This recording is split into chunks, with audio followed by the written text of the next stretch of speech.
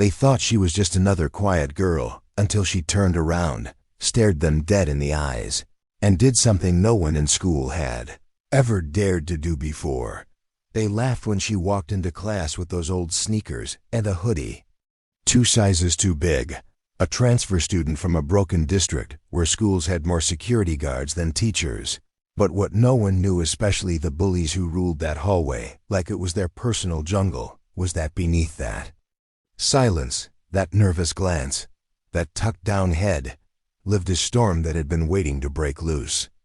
It was lunch period when it happened, a Friday when the entire school buzzed with weekend energy, and while students gathered in the cafeteria and courtyard, the 3 known troublemakers, Dax, Leroy, and Tanya, spotted her walking alone near the lockers, earbuds in, minding her own business. "Yo, new girl," Dax called out with a smirk, and before she could even react, Laura had already blocked her path while Tanya circled behind her, pretending to look at her bag, but eyeing something else entirely.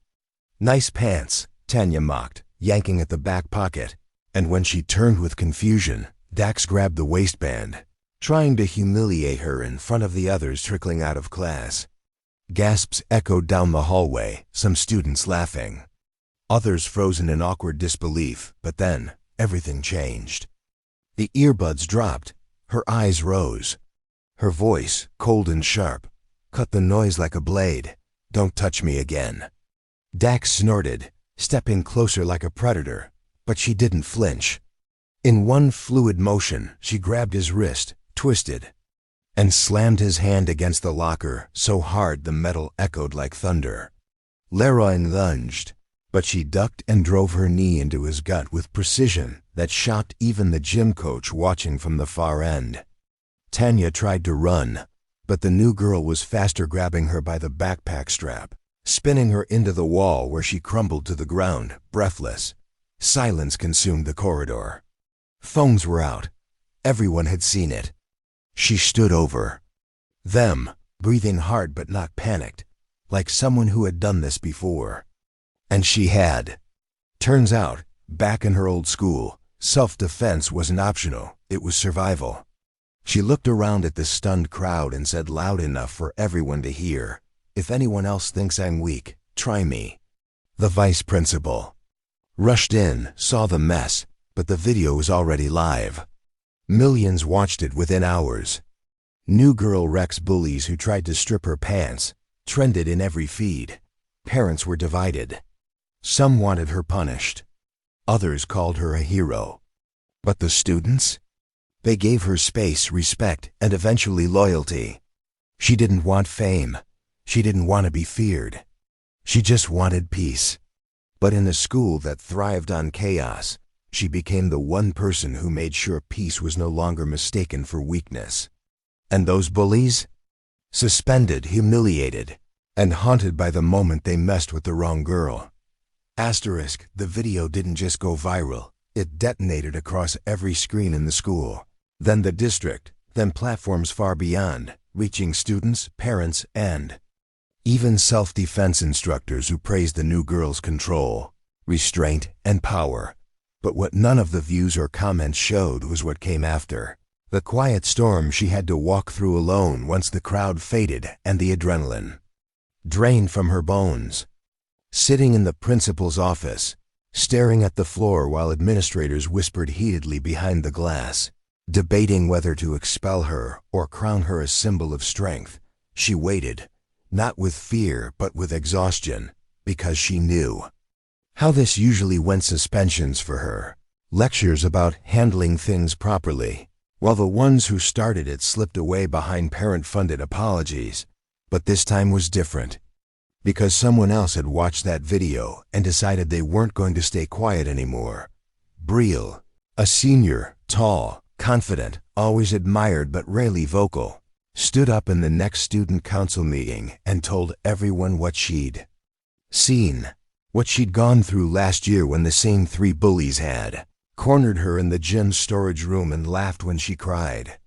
Her words cracked the silence open like lightning, and within 24 hours, 5 more girls stepped forward, telling similar stories of humiliation, grabbing, taunting, and nobody had ever believed them until now.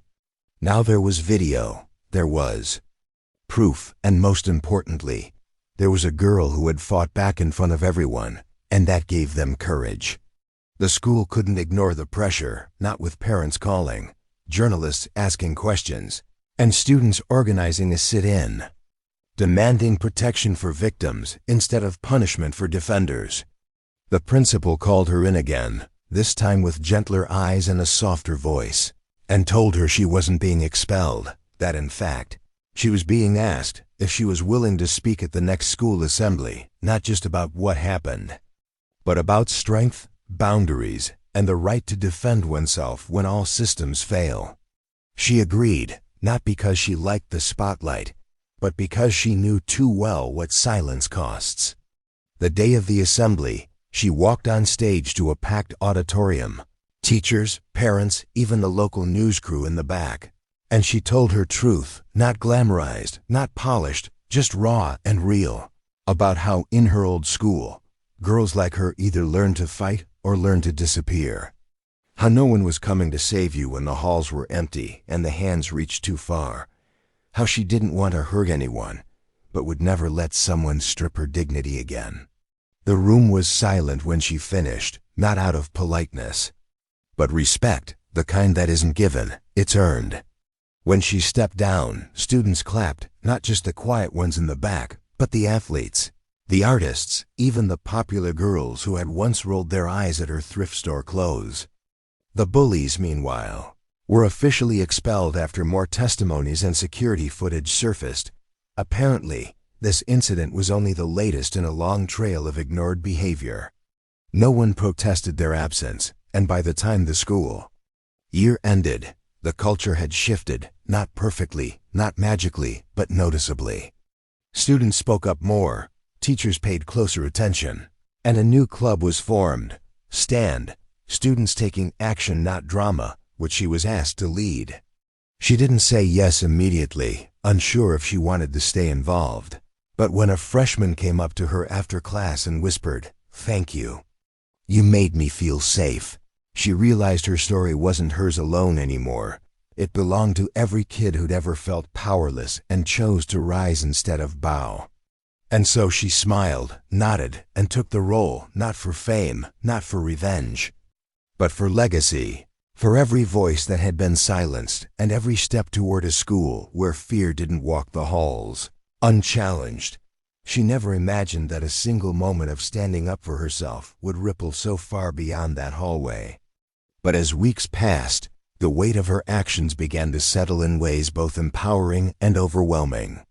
Strangers messaged her online, calling her brave, asking for advice, some even sharing their own stories of school trauma and helplessness, which she read late at night with tears in her eyes, realizing she had become something bigger than herself and unwilling symbol for all those who'd stayed silent too long. But with that recognition came pressure, and the whispering in the hallways didn't completely stop. Some students admired her, but others, especially friends of the expelled bullies, stared with bitterness, spreading rumors that she staged everything for fame, that the fight wasn't real, that she enjoyed the attention.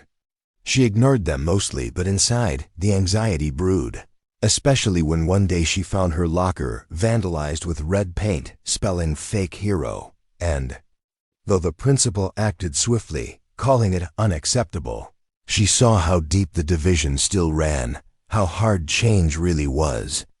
She didn't cry, not anymore, but she did feel the loneliness that often follows those who stand up, and even in rooms full of people, she sometimes felt like she was walking through fog. It was during one of those foggy days that she met Zeke, a quiet artist who had transferred mid-semester and noticed her sitting alone under the bleachers, sketching in her notebook, trying to breathe. Instead of asking about the fight or the fame, he asked what kind of music she liked, and from that tiny act of normalcy bloomed a quiet friendship, one rooted not in what had happened, but in who she was beneath it all. Zeke didn't care about the headlines. He saw her art, her sarcasm, her love for old horror films, and slowly, the fortress she'd built around herself began to lower.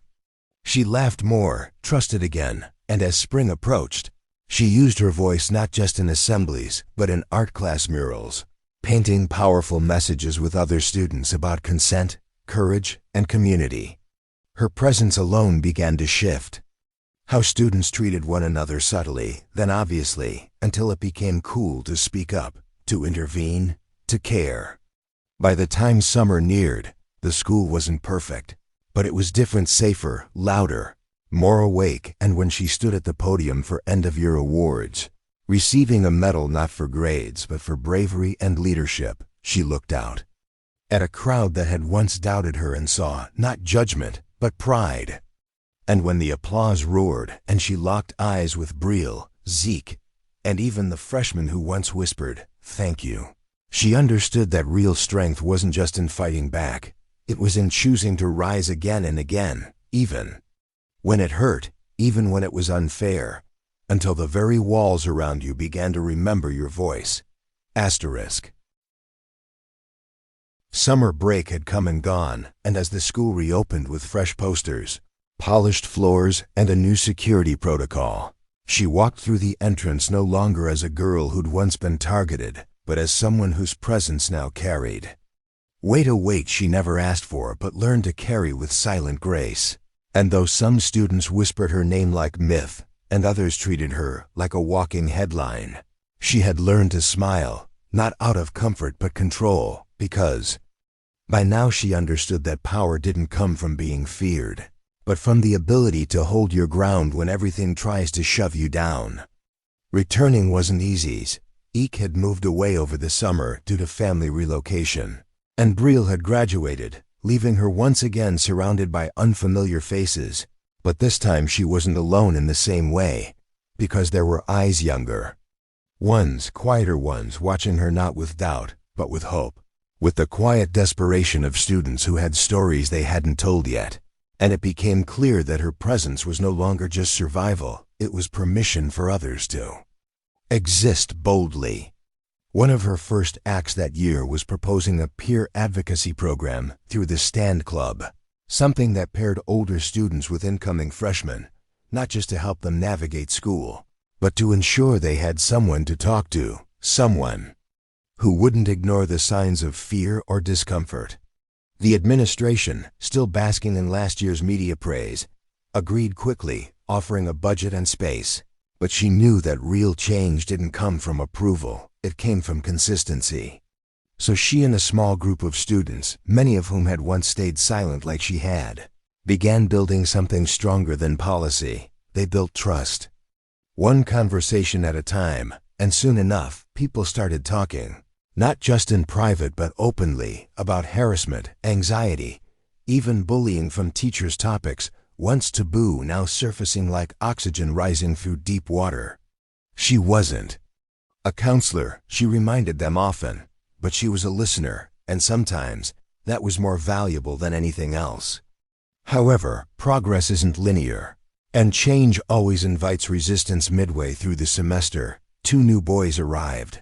Older transfer students with reputations that preceded them, known for violence in their last school but given a second chance here under strict surveillance. And while most students avoided them, something about her calm, her refusal to shrink back, made her their new target, not in the obvious ways, but in subtle, psychological games. They would block hallways when she approached, mutter obscenities under their breath, leave drawings on desks that mirrored past trauma. And though they were careful never to get caught, she knew what they were doing, and worse, she knew that if she retaliated the way she once had, it would play into their trap. So she watched, waited, and documented, learning from last year's mistakes, choosing not to explode, but to build a case, collecting testimonies from others they harassed, keeping logs, screenshots, and finally presenting everything to the school. Bored herself, standing alone in a room full of adults and laying out every detail, every pattern, every scare tactic used. And when one of the boys was called in and denied everything, she calmly played the hidden audio recording she'd taken days before, his own voice threatening a sophomore for refusing to give up her seat in the cafeteria. And just like that, the illusion of innocence cracked. And within days, both boys were expelled, but the cost of that victory weighed heavy. Not because she regretted it, but because every battle she won reminded her of the war still going on in countless other schools, with countless other girls and boys too scared to speak. U.P. Exhausted but unbroken, she returned to class that week and found a folded note on her desk. It simply read, "Because of you, I didn't drop out. Thank you." No name, no signature, just truth. And she tucked it into her notebook like armor, because it meant more than any award or recognition ever could. In the final weeks of the year, she was invited to a citywide youth panel on student safety. And as she shared her story on stage beside lawyers, activists, and educators, she realized her voice no longer trembled, her hands no longer shook, because she was no longer speaking just for herself, but for every student who ever walked into a classroom afraid. The applause that followed wasn't thunderous, but it was real, steady, and when she stepped down, several younger students surrounded her, asking how they could start stand chapters in their own schools. And she gave them everything: templates, contact info, encouragement, because this was never supposed to end with her. And when graduation came the following spring, she walked the stage not as a victim, not even as a survivor, but as a movement, wearing a custom sash stitched with the words, "I rose, so others could rise too." And in the crowd, as she looked out over a sea of faces, some familiar, some not, she finally felt something she hadn't in years: peace. College was supposed to be a fresh start, a blank page where she could finally just be a student, not the girl with the viral video, not the face of a movement, not the one people whispered about in halls or followed with reverence and quiet awe. But even as she moved into her dorm, met her roommate, unpacked her boxes of books and art supplies, she felt the familiar weight of expectation pressing against her ribs like invisible armor she couldn't quite take off. And despite telling herself that no one here knew her story, that she could live quietly for once, the past had a strange way of following her, not as a shadow, but as a ripple. Because on the second day of orientation, during a campus safety seminar, one of the facilitators played a clip from a documentary about youth empowerment, and there she was on the screen, her face, her voice, her moment immortalized without warning. And though no one in the room made the connection, her heart pounded as if she had been exposed all over again.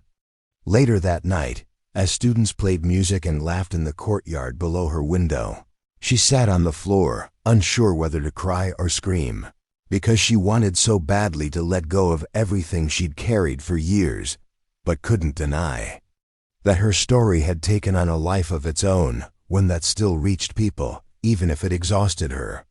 Her roommate, a sociology major named Marley, eventually noticed her silence and gently asked what was wrong. And instead of hiding, she told her slowly, cautiously, expecting disbelief. But Marley simply listened, nodded, and said, "You don't have to prove anything here." And somehow those words gave her permission to breathe again. The weeks passed, and though she tried to stay under the radar, people began to find her: students who'd transferred from her district, others who had seen the video years ago and finally connected the dots, even a professor who invited her to speak privately about youth activism. And while part of her resisted, another part realized that silence was no longer her default, it was a decision. And if she chose not to speak now, others might remain unheard. So she agreed to host a small open forum in the student center. Just 20 chairs and a circle of unfamiliar faces. But what started as a casual conversation about boundaries and resilience turned into a bi-weekly gathering that kept growing, until it had to move into one of the lecture halls. Each session brought new voices, new stories, and for the first time in a long time, she wasn't leading because she had to. She was leading because she loved what happened when people stopped pretending and started speaking from their scars. And while it wasn't always easy, some meetings were heavy, triggering, even exhausting, she found strength in the community they built together, a patchwork of students from every background who no longer needed permission to speak, just space. And it was in that space that she rediscovered parts of herself she'd buried, her passion for painting, her obsession with punk rock zines, even her sarcastic humor that once felt like a shield but now returned like an old friend. By mid-year, she launched a student-run magazine called Voices Unfiltered, combining art, poetry, and essays about real student struggles. And when the first edition sold out in under an hour, she knew something powerful was happening again, not because of her alone, but because of what she sparked. One evening, as she walked across campus under golden streetlights, a freshman approached her, trembling, eyes glassy, and said she was being stalked by someone in her dorm and didn't know who to tell. So she took her by the hand, walked her to the safety office, stayed with her the entire time, and later checked in every day until the case was resolved and the student could sleep again without fear. And that moment, quiet and unseen by most, mattered more to her than any speech, any stage, any article, because it reminded her why she did what she did, not for attention, not even for change on paper, but for real moments of human safety, dignity, and hope.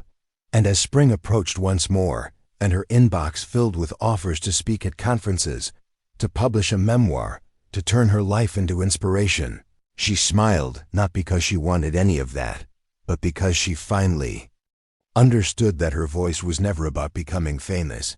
It was about making space where none existed before. Asterisk.